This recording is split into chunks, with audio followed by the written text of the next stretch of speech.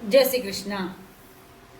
15वां अध्याय अर्जुन द्वारा श्री कृष्ण की परलोक यात्रा का वर्णन एवं धर्मराज युधिष्ठिर द्वारा परीक्षित का राज्याभिषेक तथा युधिष्ठिर का द्रौपदी एवं भाइयों सहित हिमालय में जाकर के शरीर का त्याग करना। सुखदेव जी सुत जी बोले, हे सौनकादिक ऋषियों, धर्मराज युधिष्ठिर की इन बातों को सुनकर भी अर्जुन मुख से कुछ नहीं बोले। वे भगवान मुरली मनोहर के चरण कमलों का स्मरण करते हुए इतने रोए कि वे निरंतर हिचकियां आने के कारण कुछ कह नहीं सकते हैं। थोड़ी देर बाद अर्जुन ने धैर्य रखते हुए धर्मराज युधिष्ठिर से कहा, हे पृथ्वीराज, मैं यह किस प्रकार कहूँ कि भगवान श्री कृष्णचंद्र जी हम लोगों को त्याग कर सदा के लिए अंतर्ध्यान हो गए हैं। मैं उन्हें अभी तक अपना मम्मेरा भाई ही समझता था। मम्मेरा भाई मतलब मामा का लड़का।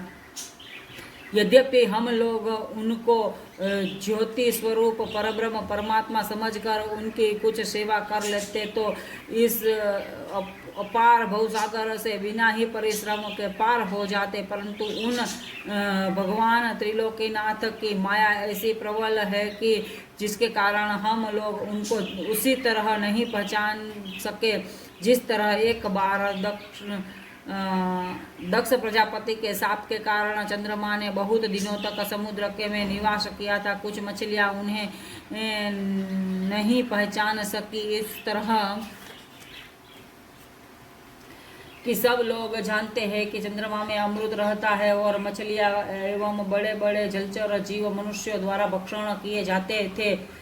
भक्षण किए जाने के भय से, अमर रहने की इच्छा से सदा अमृत पान करने की अभिलाषा रखते हैं, परंतु इस तरह की इच्छा जैसे कृष्ण रखने वाले मछली और जलचरों ने भी हजारों वर्षों तक समुद्र में रहने वाले चंद्रमा को न पहचान कर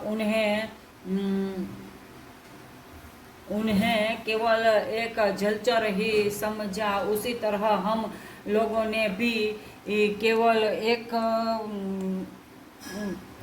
ने भी श्री श्याम सुंदर को परब्रह्म परमेश्वर न समझ कर केवल यदुवंशी ही समझा। अब जब से वे मुझे त्याग कर अपने परम धाम को गए हैं, तब से मेरी सारी शक्ति क्षीण हो गई है। हे भ्राता, मैं अब भी वही गांडीवधारी अर्जुन हूँ और मेरी भुजा भी वही है जिस के द्वारा मैंने भगवान शिव, गंधर्व, इंद्र एवं मयंक नामक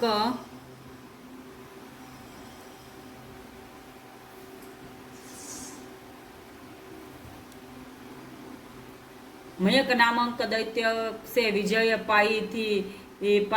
इन्हीं भुजाओं से मैंने युद्ध भूमि में भीष्म पितामह, कर्ण, जयद्रथ आदि बहुत से योद्धाओं को मारा था। समस्त राजाओं को परास्त करके मैंने ही यज्ञ के धन का संचय किया था और अश्वत्थामा के मस्तक से उसकी मणि भी मैंने ही निकाली थी, परंतु आज मैं ही शस्त्रों के होते हुए मार्ग में भीलों द्वारा परास्त हो गया।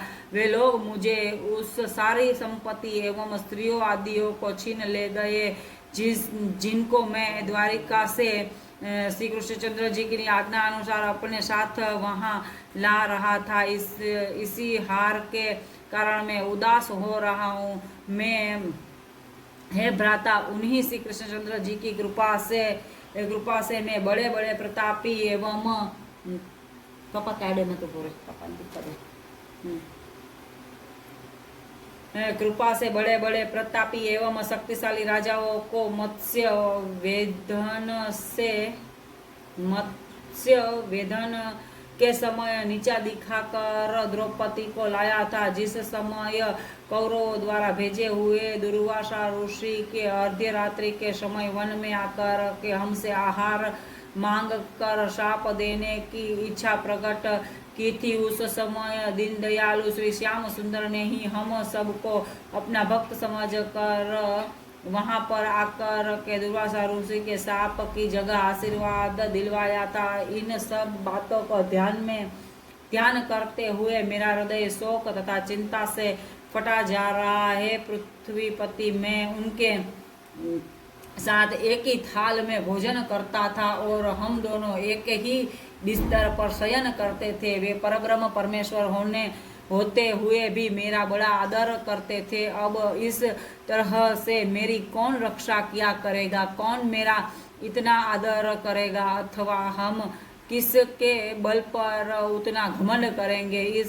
इतना कहकर अर्जुन बोले, हे भ्राता, गोलोक धाम जाते समय भगवान द्वारिकानाथ ने अपने सारथी दारुक द्वारा मेरे लिए यह समाचार भिजवाया था कि तुम द्वारिका के समस्त स्त्री पुरुषों को, बालक, वृद्धों एवं धन संपत्ति को हस्तिनापुर ले जाओ। और मैंने तुम्हें गीता ज्ञान बताया है, उसके अनुसार शरीर को स्वप्न व्रत तथा चैतन्य आत्मा को सत्य समझकर माया मोह से विरक्त होकर के अंतः है पृथ्वीपति, अब जीवित रहने में कोई सार नहीं है। इसलिए हमको चाहिए कि अब हम लोग तपस्या द्वारा अपने अपने शरीर को गला दे। इतनी बात कहकर अर्जुन पुनः रोने लगे। अर्जुन की यह बात सुनकर भीमसेन आदि अपने भाइयों सहित राजा युधिष्ठिर ने रुदन करते हुए कहा, हे अर्जुन, अब हम जीवित रहकर क्या करेंगे और यह राजपाट हमारे किस काम आवेगा? अब हम यहाँ रहना उचित नहीं, हमारा यहाँ रहना उचित नहीं है। अतः हम लोगों को चाहिए कि परीक्षित को राज्य देकर के बद्री वन जाकर के तपस्या करके अपना अपना देह त्याग दे।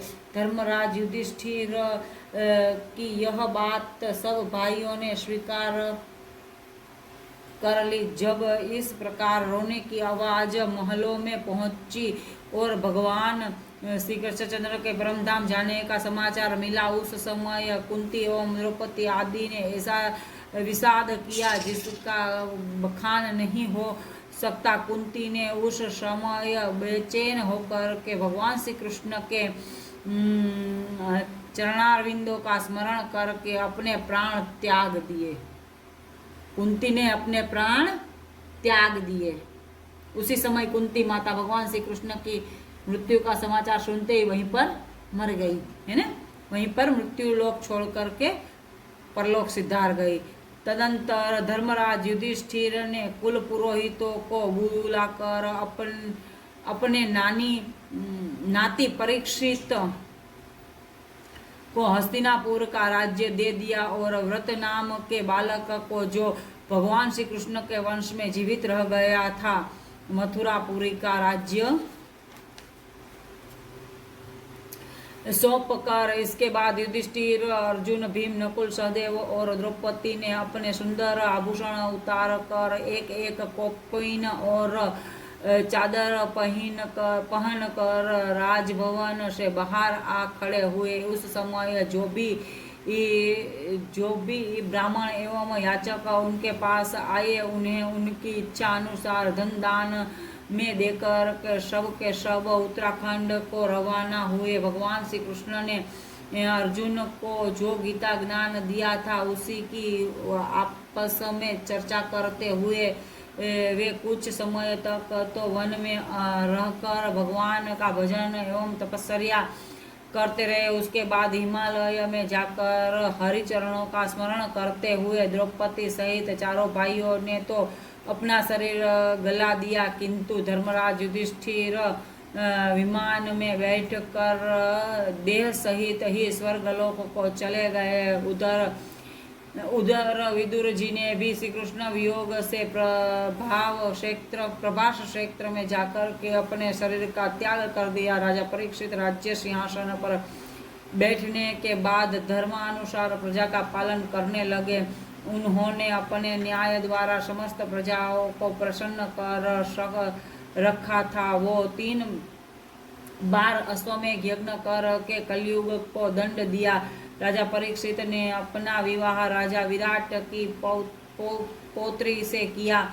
वे दान धर्म कर्मों में इतना अधिक धन लगाते थे कि एक बार यज्ञ करते समय उनका संपूर्ण द्रव्य समाप्त हो गया। उस समय भगवान श्री कृष्ण का ध्यान करने से उन्हें कहीं बहुत सा धन मिल गया, जिससे उनका यज्ञ अच्छी तरह संपन्न हो गया। इसी तरह तीसरा अश्वमेध यज्ञ करते समय जब राजा युधिष्ठिर को धन की आवश्यकता पड़ी थी, उस समय श्री कृष्ण ने धर्मराज युधिष्ठिर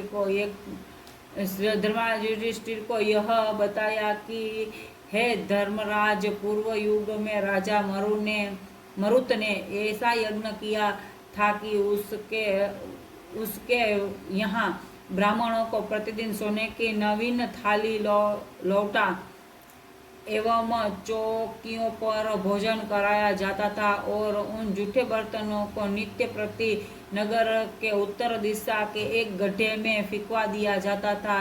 उस यज्ञ की समाप्ति के बाद जितने सोने के बर्तन बचे थे वे भी अभी तक उन नगर के दक्षिण में गड्ढे गड़े हुए हैं। अतः उन बर्तनों को लेकर तुम अपना यज्ञ का कार्य करो।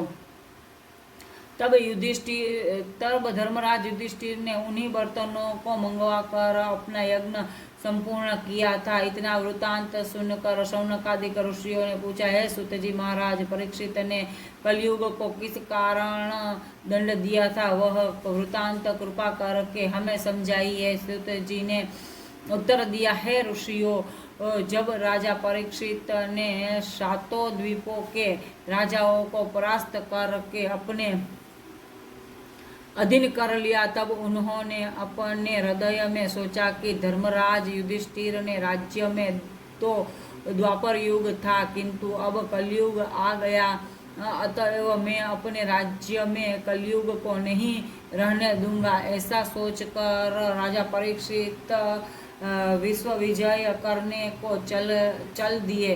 वे जिस देश में जाते थे वहाँ पर ही मनुष्यों को धर्म चर्चा करते और परब्रह्म प्रभु के गुणगान को गाते हुए पाते थे, क्योंकि वहाँ पर कलयुग ने उस समय तक प्रवेश नहीं किया था। राजा परीक्षित उन लोगों को धर्ममय देखकर अपने प्रजाजनों से कहते जाते थे कि आप लोग भी इसी तरह अपने धर्म कार्य करते रहिए। जिस नगर में राजा परीक्षित अपनी सेना सहित पहुंचते थे, उसी नगर से राजा महाराजा परीक्षित का तेज तथा प्रताप देखकर उनको भेंट देते हुए आदर सहित मिलते थे और अनेक भांति से प्रार्थना करते हुए कहते थे कि हे पृथ्वीनाथ, हम लोग महाराज युधिष्ठिर तथा महामना अर्जुन के समय से ही आपके अधीन चले आ रहे हैं।